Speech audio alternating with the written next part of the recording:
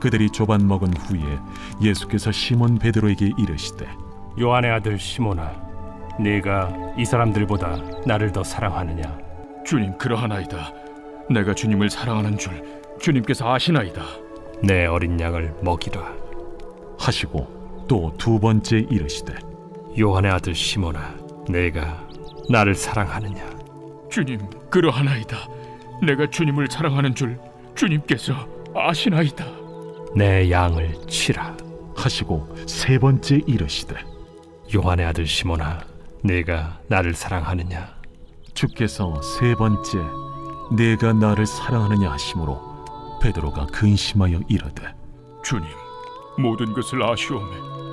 내가 주님을 사랑하는 줄 주님께서 아시나이다. 내 양을 먹이라. 내가 진실로 진실로 네게 이르노니 네가 젊어서는 스스로 띠뛰고 원하는 곳으로 다녔거니와 늙어서는 네 팔을 벌리리니 남이 네게 띠띠우고 원하지 아니하는 곳으로 데려가리라. 이 말씀을 하심은 베드로가 어떠한 죽음으로 하나님께 영광을 돌릴 것을 가리키심이로라. 이 말씀을 하시고 베드로에게 이르시되 나를 따르라. 베드로가 돌이켜 예수께서 사랑하시는 그 제자가 따르는 것을 보니 그는 만찬석에서 예수의 품에 의지하여 주님을 파는 자가 누구오니까 묻던 자더라. 이에 베드로가 그를 보고 예수께 여짜오되 주님, 이 사람은 어떻게 되겠사옵나이까?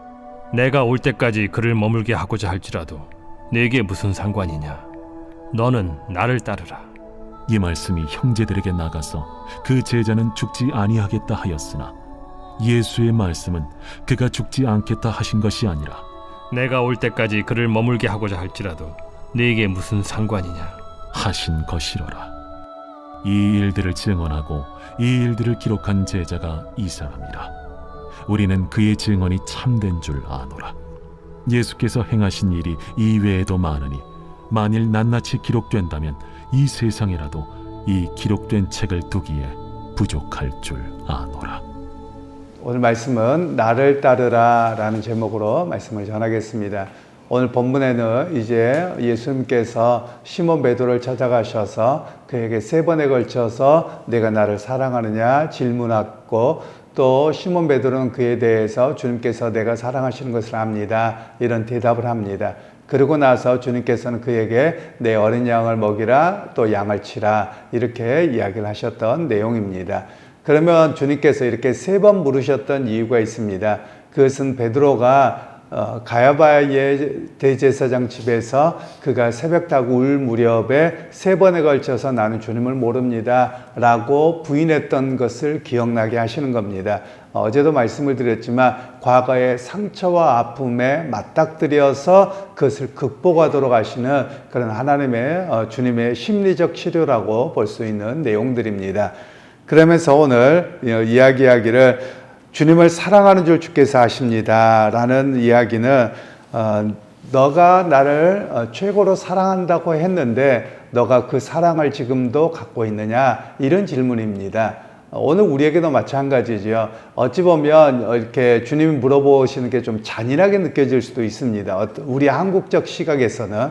왜냐하면 내가 좀 실수하거나 뭐 했을 때 그냥 모른 척하고 넘어가 줬으면 하는 게 우리의 생각입니다. 그런데 주님께서는 오히려 그러기보다도 넘어진 문제를 딱 지적하시는 거예요. 그 넘어진 문제에서 다시 일어나기를 바라시는 겁니다. 우리가 일반적으로 그렇긴 합니다. 심리학이나 또는 상담학이나 이런 데서 보면 사람들마다 넘어지는 지점이 있습니다. 그런데 그 넘어지는 지점을 모른 척하고 넘어갑니다. 그냥 덮어주고 넘어가잖아요. 그러니까 계속 그 자리에서 넘어지는 겁니다. 그래서 주님께서는 그렇게 하지 아니하도록 넘어진 그 지점, 주님을 사랑한다고 했지만 부인했던 그 지점에서 그를 다시 한번 온전하게 세워주시는 내용이 오늘 여기에 나와 있는 내용이라고 할 수 있습니다. 그러면서 그에게 계속되는 질문은 그 사랑의 변함이 없느냐 이렇게 이야기를 하는 겁니다. 그러면 우리는 주님 앞에서 이 베드로의 고백을 보면 처음에는 자신 있게 이야기를 하지만 내가 주님을 향한 마음이 변함이 없습니다. 이 고백을 이야기를 하는 겁니다. 그리고 세 번째에서는 상당히 고민스럽지만 그럼에도 불구하고 내가 주님을 사랑하는 것 거기엔 변함이 없이 내게 있습니다. 이런 이야기를 그가 고백하고 있는 내용이죠. 그러면서 이제 주님께서 먼저 이야기하고 있는 것은 왜 사랑하느냐 라고 물으셨고 그에 대한 답을 하게 하셨는지를 우리에게 생각하게 하는데요. 주님의 사명을 감당하면 어디에 있느냐? 주님의 사랑함에서 출발한다라는 것을 이야기합니다. 우리가 교회를 봉사하는 것도 그렇고요. 또 교회를 봉사하는 일이 주님을 사랑함에 대한 나타남이라는 것이죠. 그러니까 우리가 사랑에 빠진 상태에서 주님의 사명을 감당하고 봉사를 하며 일로밖에 주어지지 않습니다. 무겁게만 느껴지는 겁니다. 그런데 우리가 사랑을 하면 그것을 당당하게 감당하게 되어지는 것이죠. 저는 우리 한국 사회나 TV나 이런 데서 보면 조금 못마땅할 때가 있습니다. 그게 뭐냐면 자녀를 양육하거나 또는 가정을 이렇게 책임을 지거나 이것을 무거운 짐으로만 자꾸 이야기한다는 거예요. 오히려 그것이 무거운 짐이 아니라 사랑하면 감당하는 겁니다. 여러분들도 한번 생각해 보세요. 여러분들 자녀들을 양육할 때가 가장 힘들었을 때일 겁니다. 아마 경제적으로는. 왜 그러냐면 이제 결혼한 지 얼마 안 되고 자녀들을 키워나가는 일이 정말 쉽지 않았을 거예요. 그런데 그렇게 감당하는 게 무거웠습니까? 아니면 사랑하기 때문에 그냥 감당하고 왔습니까? 사랑 때문에 감당하고 온 것이거든요. 그런데 요즘에는 자꾸만 그런 이야기들이 일로만 이야기한다라는 겁니다. 그래서 저는 그게 못마땅한 것이죠. 여러분 사랑하면 아무리 무거워도 성실하게 감당합니다. 그리고 그 무거움은 또 남아있겠죠. 왜 안 힘들겠습니까? 그래서 힘듦에도 불구하고 사랑하기 때문에 내가 감당하고 헌신하고 또 그것을 통해서 즐거움이 있는 것이죠. 예를 들면 우리가 젊었을 적에 아이들에게 치킨 한 조각을 사주기도 쉽지 않았을 수도 있습니다. 그런데 그 어려운 가운데서 아껴서 아이들에게 치킨이나 피자를 먹었다. 그럼 그게 즐거운 거예요. 그게 정말 감사한 거예요. 왜 나는 안 먹어도 배부른 겁니다. 왜냐하면 사랑하기 때문에 그렇습니다. 그런데 우리는 그거를 궁색하다라고 자꾸 이야기하는 그런 시대가 돼버려서 너무 안타깝습니다. 여러분 그래서 우리가 다시 한번 우리가 회복되어야 될 게 뭐냐면 사랑하면 그 어떤 거라도 감당하는 것이 은혜이고 기쁨이라는 사실을 우리가 다시 한번 되돌려야 될 내용이라고 말할 수 있을 것입니다. 그러고 나서 이제 주님께서는 먼저 내 어린 양을 먹이라 라고 말씀하는데요.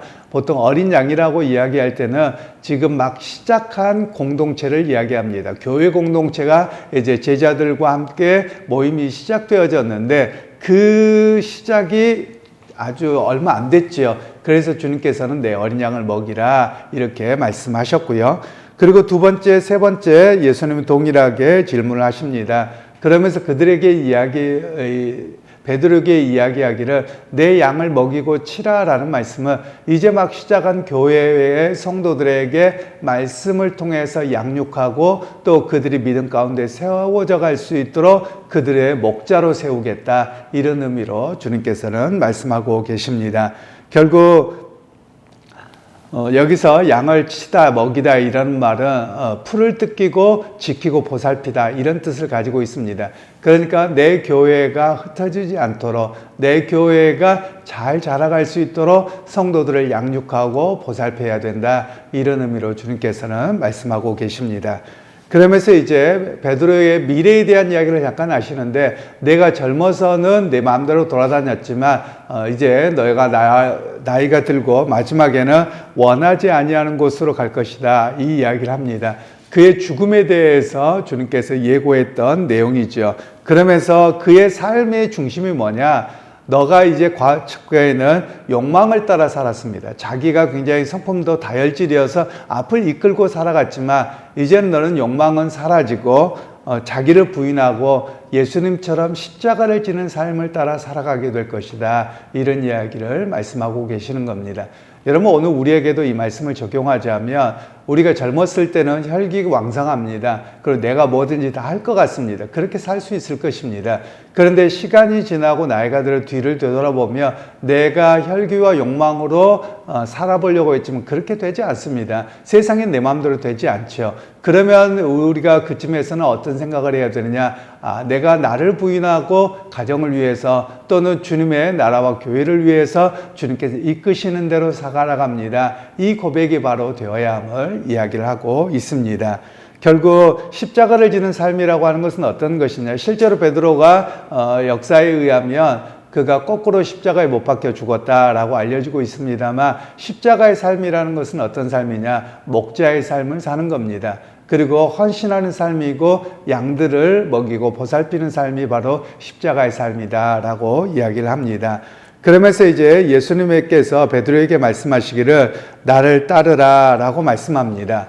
이 나를 따르라는 말은 이제 제자의 삶, 또 예수님이 걸어가셨던 삶의 발자취, 또 예수님께서 가르치신 말씀을 조차 살아가는 삶을 바로 살아가도록 말씀하고 계시는 겁니다.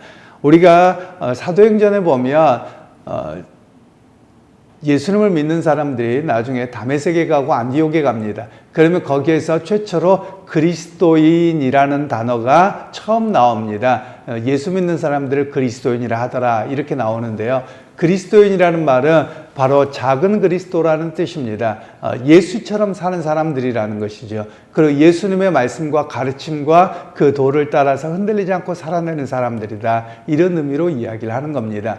그러니까 여러분 기독교는 어떤 것이냐? 우리가 보통 제가 엊그저께도 말씀을 드렸습니다만 그리스도, 기독교 같은 의미입니다. 그러니까 기독교라는 말은 그리스도를 믿고 의지하고 그분의 가르침을 따라서 하는 삶이 그리스도교다. 이렇게 말을 하고 있는 것이죠.